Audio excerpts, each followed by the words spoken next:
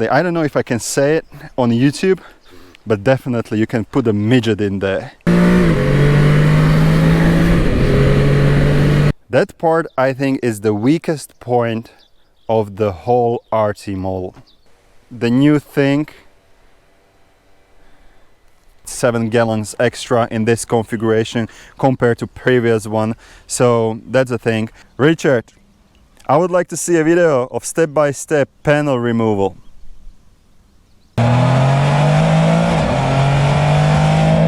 Hi guys, this is Martin, aka MartinTheVlogger, and look what we have finally here. The brand new BRP Can-Am RT 2020 Limited.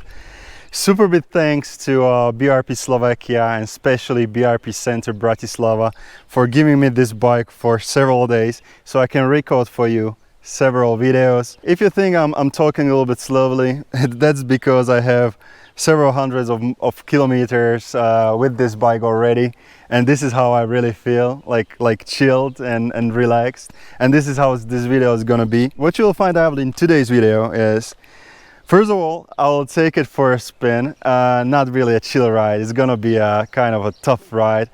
Legal comment, it's not me who is riding, neither this bike on the video, okay? Just from legal purposes, it's like that. It's some random footage. You can believe it or not, it's your call, but it's not me. I will talk about this bike. We will start from the front and we will go to the back.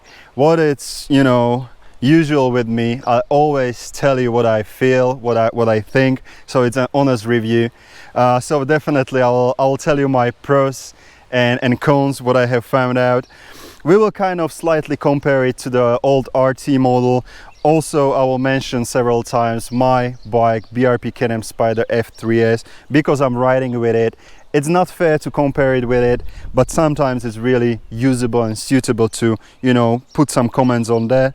Last not least, as a part of this video, I will answer you some questions that you have sent me via Facebook and Instagram, because I have asked you like what you would like to find out about this new RT model. So I'll answer to those questions. If you are not a subscriber, please hit the subscribe button and have the notifications on, because every time I make a new video you are notified, and yeah, I will be making quite a few about the new RT model. So I think this is pretty much it. We have several cameras so we can start talking, but before that, let's hit the road.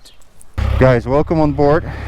I love this truck because it has everything to, you know, properly test the bike. So what we have here, new RT, has 1313 Rotax engine, the same engine that they use for every Spyder these days, roughly around 115 horsepower, and the weight is 460 kilograms, which is like what, like 1000 something pounds. Just for a comparison, F3 has around 400 kilograms. Now, as in terms of transmission, this is semi-electric or semi-automatic, call it as you like. Heavy braking, okay, quite good, quite good. Now, oh, nice, and another one.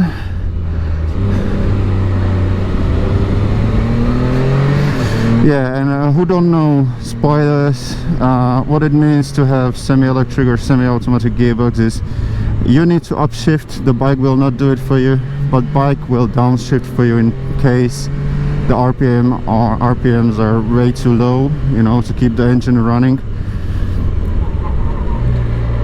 This is really nice. The braking is very good. This is my like third ride already, so they're a little bit warm. And that's the downside of, you know, having bikes so heavy. So you are, in case you're riding like this, the brakes will really feel it, so they're a little bit longer now, but from the beginning, you know, that's a signature thing for a Spyder, to be able to stop on a dime. Now, in terms of suspension, front shocks they say they are upgraded, and I can tell you that's really true. The bike copes with the curves really well. I think I will be not even able to put it on 2 wheels only. That's a shame actually, but because it's heavy, because it's, you know, it has those probably better shocks, it feels really well in the corners. And so in terms of suspension and what I like, and I will show you one video, this is like really like you are cruising, and that's what I like. This road is not a perfect road. I mean, in terms of twists and curves, it's awesome, but in terms of bumps and, you know, potholes and everything like that, it's just terrible. And this one, like when I'm riding here with my F3, like I'm shaking always, you know, and this bike just floats, and this is what you really need from the cruiser. It's big, and you know, I feel like I'm on a luxury boat. What I don't like kind of is the position of the mirrors, and probably it has something to do with me being tall. Preferably it would be awesome to have them here, but it would simply just look ugly. So guys, this is other side of the hill, and let's talk a little bit about performance. So what this bike needs, it's to, you know, in case you would like to ride like this, you need to keep it in a higher revs, so everything around or above 4,500 is great. Especially on a higher gears. This is what I like. This is why I like this other side of the hill. Sharp corners. Yeah, that performs really well. Of course you will see the other video about performance, so you will be able to, you know, see it on your own, like how it can accelerate in different gears. But for a bike of this weight, it's really nice. And again, it can cope up with the curves absolutely amazing. Actually, I'm really surprised. I don't know, like, I don't want to say it copes up better than the Beast, because I will never say that, but it's really good. Come on.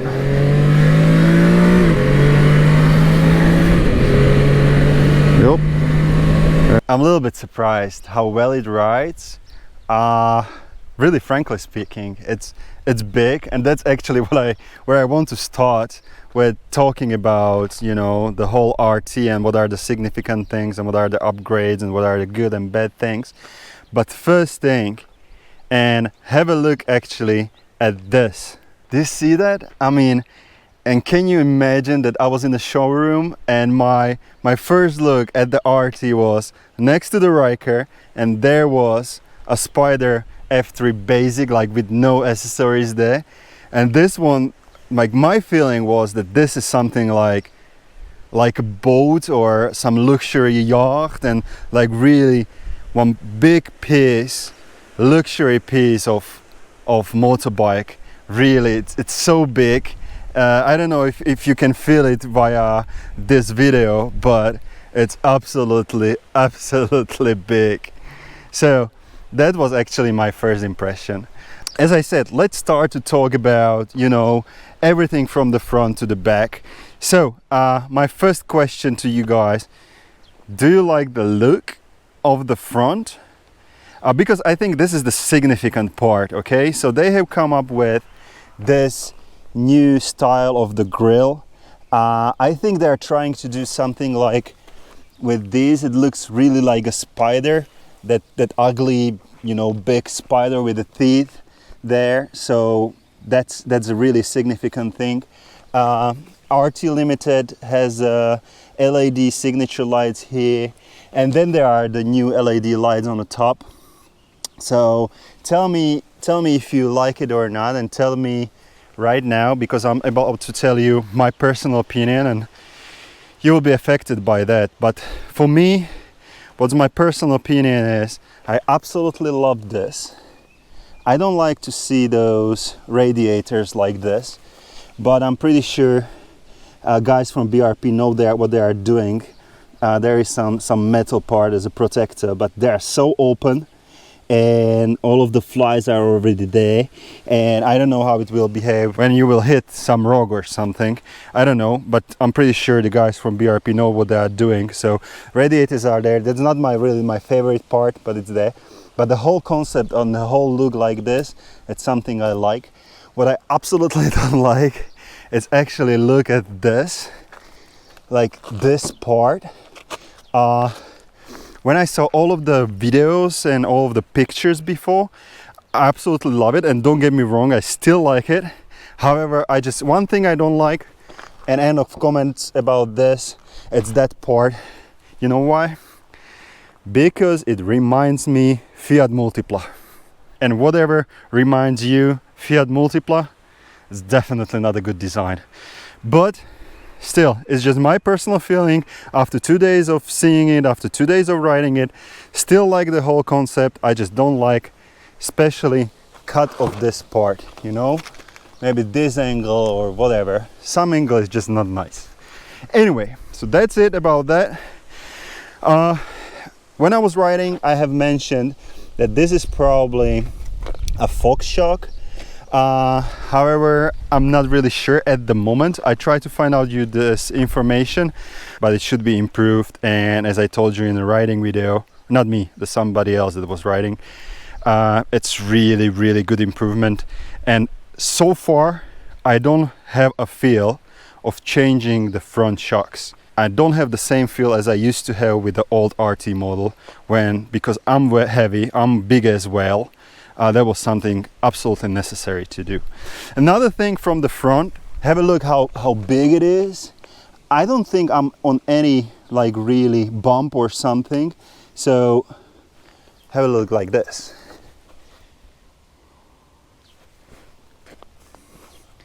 So it's really high, and today I was riding, you know, quite many times I had to turn around and go off the road, and I was hitting the bike little bit. I'm sorry, BRP Center Slovakia. And what I was hitting actually was not the spoiler. That's a good part because you will not break it. What I was hitting was the sway bar or whatever is underneath, so that's all fine. Now if we will be talking about, we'll definitely go for a ride at night, so you are able to see those lights as well. I don't know if you can see me, but it's not important. This is my biggest surprise by far for the moment. I mean, those LED lights, they're just amazing. I will hit the road, we will go there to the dock, and I'll show you how good they are. Hopefully I can transfer it on a video. So those LED lights, absolutely great. What I absolutely don't like is there should be a signature light right over there, because this is a limited version. But of course, probably, but I think I'm gonna be right. They're not there because of the EU norms. I'm not able to have the signature light on my F3S just because of the rules. Of course I do have it, but it's not legally correct. So those LED lights, have a look. Have a look like this. Ready? It's just amazing. Let's turn this off. Now, what I absolutely like as well, it's this, the back storage area. They hit it absolutely awesome. The light here, you can see everything what you have in there. On the camera it doesn't look that good that it is in real life. It's enough light there. Where it's not enough light, and I saw it on a video, that there's gonna be a light right over here.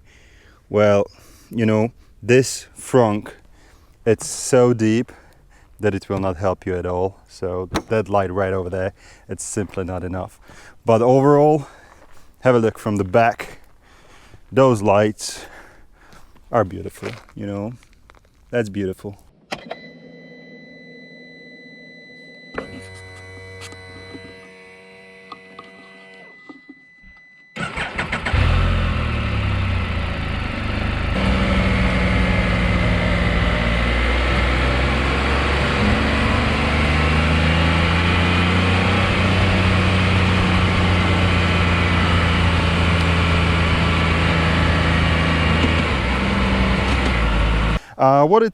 what is different, it's the front. Look how massive it is.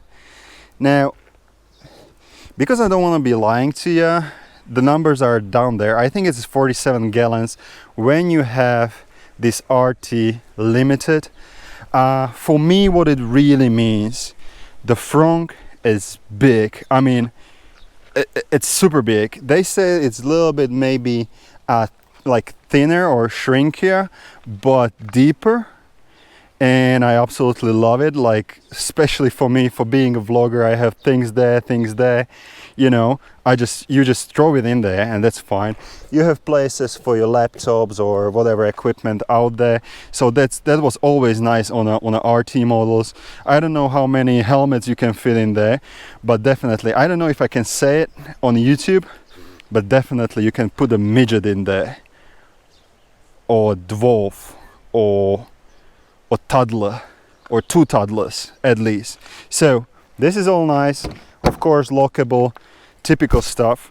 Now there is slightly something I don't like that much, and it's okay, they have redesigned a little bit the front fender. It's, you know, okay, I will not comment on that much. Doesn't matter what I think about how it is done and why it is done so, but they have put some lights here and turn light signal there.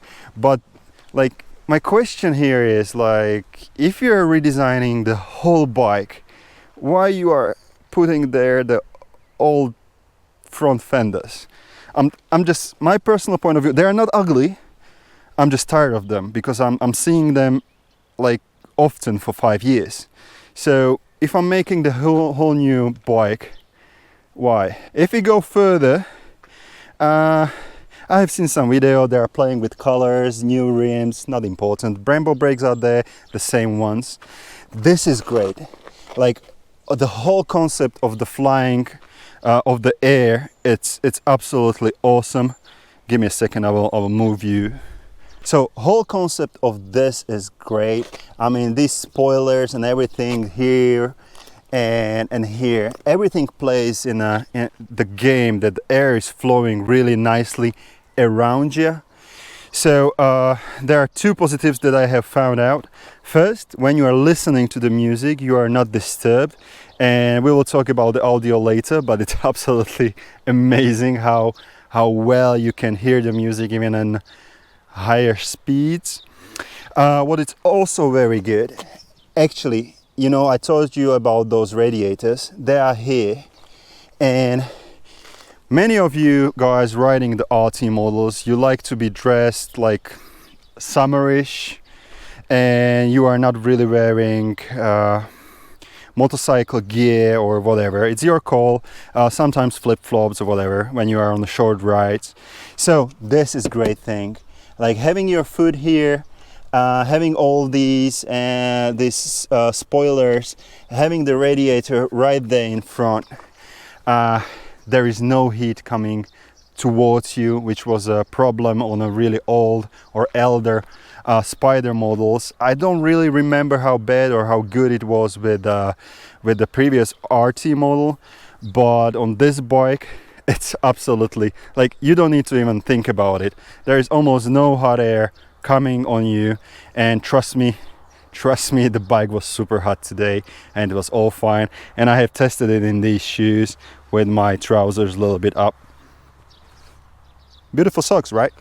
Good. Now, if we will talk about this part, that part I think is the weakest point of the whole RT model, period. Why?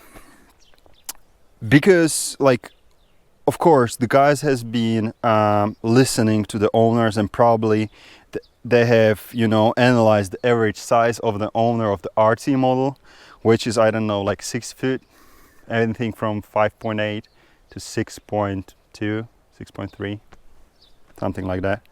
Anyway, I don't know, but that's for me the weakest point, that this part, this floorboards, this brake pedal, it's not adjustable.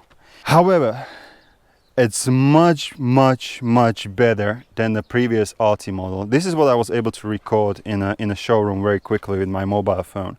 Now, on the previous RT model, I really had to, you know, raise my foot and start braking. It was super uncomfortable, and actually I gave up. I have tall friends. I'm 6'4", 6'5", so 2 meter tall, whale-sized dude, and the RT model was not for me. That's the reason why I'm riding F3S or F3T. It's good for me. Even the Riker is good for me because I can adjust those floorboards and the brake pedal. The brake pedal is big, it's comfortable, and today I don't have any trouble, but still I'm not like super 100% comfortable with it. Different story is with these rear floorboards. They are adjustable, so I like that it's hard to close it, because that means it will not open anytime as on my F3S. So that's a good thing. If we will continue, like which direction we should go, let's talk about this. So finally, RT is bringing a separate seat for the rider and for the passenger. Finally, guys. Still, the gas tank, or you have to fill your gas through there. I'm not a big fan of it, but I was really thinking, where is the other place to put the place from where you refill your tank, and there is no other place on the bike where it would be nice or suitable to do so. So yeah, that's the reason why it is here. But no more your partner, your friend needed to jump from the bike, and you know, so you can refuel the bike. So that's a great thing. The seats are very comfortable. They are super comfortable, actually, very good for me. I like this backrest. For me it's absolutely enough, but you know, for me everything is about style. You can put the backrest here, so the higher backrest. Passenger has this big huge backrest right over there. It's super comfortable, and we will talk about that part in a minute. Let's focus on this part and what is in here. This windshield, have a look. This is what they say, this is the new thing. I don't know. It just raised to your last used position. When you turn off, it goes back. I don't know if it's super cool or why it is so. Where is the logic? Probably when you are covering the bike, it goes a little bit lower. I don't know. When I'm sitting on the bike, I told you 6'4", 6'5" is my height, 2 meters. This thing, it's a little bit short for me. Even it raised. Come on. Yeah. Still, I can see, you know, the line here when I'm riding. It's kind of a little bit annoying. However, there is a higher shield you can buy directly from the Can-Am. I think it's called Touring, so it's gonna be a little bit higher. They say it's even for tall people. There is another thing, which is a sport spoiler, I would say, something like I have. It's gonna be for those that would like to, you know, keep this bike like sportish. I don't know how successful it will be, but let me know in case you guys are having new RT model. Let me know if you have the new spoiler. Finally, they have moved the storage area right over here, and I have the Samsung S9 Plus, very easy to fit. I have my wallet in here. You have the cables for the BRP Connect. You need to be connected via Bluetooth and via the cable for like if you like to really use all functionalities of the BRP Connect. But about that hopefully later. You have 4 speakers here, and you have you have another 2 speakers there, so you have something like surround system. It plays really well, and we will do the test shortly. This is something like, you know, from the F3. Finally, also the RT model is having adjustable U-fit rides, so I think there are additional 2 positions that you can buy. yeah, typical key, that's there, it's okay. There you go, super cool feature. Raising and lowering your windshield, heated grips, actually very cool thing that you have to, like, I would call these levels like burning and super burning, and I love it. Of course I'm riding in summer gloves today, but I absolutely like it. It's nowhere close to my F3S, which is super weak, so these like heated grips are very well working. You have here the heated seat as well. The passengers are having this on the left side, and on the right side they can adjust the music. Now, what is the new thing they have moved here? The panel for, you know, you can play different musics and stuff like that. These kind of joysticks or whatever, it stays the same. What's new, and definitely what's new for me, it's this okay, cargo is open, that's okay, you know, this brand new panel, and it's great. It's really it's great. Eco mode was there on, no way. Finally, in the dashboard you have something like this, that average oh Jesus! In the dashboard you have stats about your instant consumption and average and maximum speed and average speed. Yeah, so that's all nice. What is absolutely important is that it's very good readable during the sunny day. If you have the shades on, it's still good. It's not perfect, but when I was having the, you know, the sun visor on my Schubert helmet, it was better without the sun visor on, but still it's absolutely great upgrade, and I absolutely love it. Same gearbox, everything is absolutely, or more or less, apart from that, the same. Mirrors, I gave you the comment on the mirrors. I understand the shape, I just don't like the position. What about other front and trunk and storage area? You have here it opens up like this. You can lock that. By the way, when you lock your bike with the wheel like this thing, it's locked as well, so that's a nice thing, so you can keep whatever you want out there. This is a great thing, because if you look